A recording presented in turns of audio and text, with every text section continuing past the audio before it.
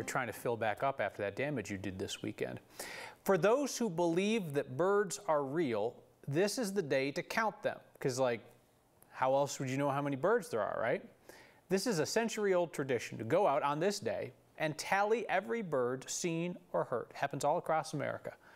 Our photojournalist Byron Reed caught up with a group doing the count at Barr Lake State Park to ask them how they come up with their calculations.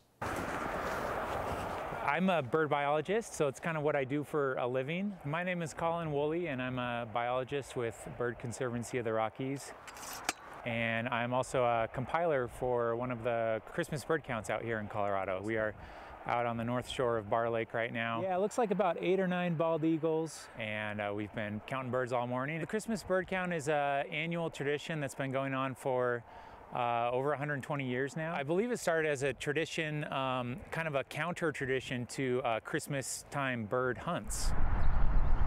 When I was first started doing Christmas bird counts when I was a teenager, I was just blown away. Like, people were, you know, they hear like one little chip note or something, they're like, oh, that's a, you know, song sparrow or a kinglet or, you know, whatever it is. So one of the strategies is we subdivide the whole count circle into a number of areas. We have about, I think, 8 areas, and each area has a team dedicated to covering that area. They're responsible for whatever they see in that area. So part of it is we just don't overlap our count areas. Yeah, we're gonna come together back as a group and tally all of our species and numbers of individuals for each of those species and get kind of our final count. And then that final tally goes into a big national database. If anybody wants to ever participate in one, it's not too hard to, you know, find a way to make that happen.